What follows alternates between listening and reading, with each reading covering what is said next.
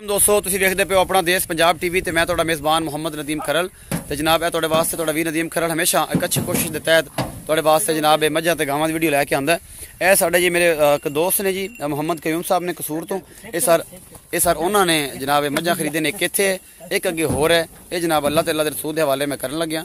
ये पईयां ने जांदियां ते ये जनाब उन्होंने भाई आए सन इत्थे चवाई वगैरह करके हुणे गए ने अपनी गड्डी ते ये जनाब ते ये असीं भेजन लगे हैं ते अल्लाह ते अल्लाह दे रसूल के हवाले इंशाअल्लाह जड़ा है वो पाकिस्तान जिंदाबाद है जी। इंशाअल्लाह हमेशा जिंदाबाद रहेगा। पाक आर्मी पाइंदाबाद रहनी है इंशाअल्लाह जिंदाबाद भी रहनी है।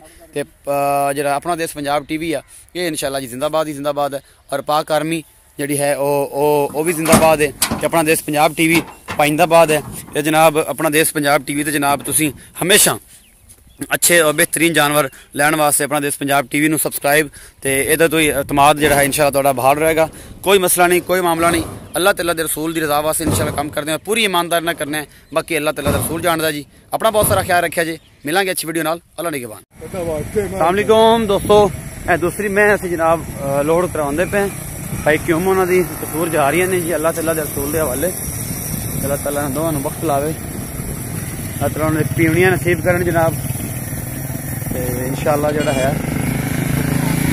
अल्लाह के खास फजल करम ते शुक्र दे नाल असीं अल्लाह दे बेहद मशहूर हाँ ते नाल उन्हां दोस्तां दे जेहड़े दोस्त इन्नी मुहब्बत करते हैं।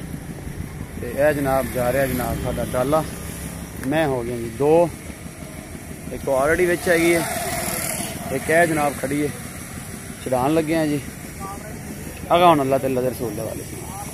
उम्मीद है वीडियो अजे अच्छी लगेगी। अपना बहुत सारा ख्याल रखिए जी। मिलेंगे अच्छी वीडियो।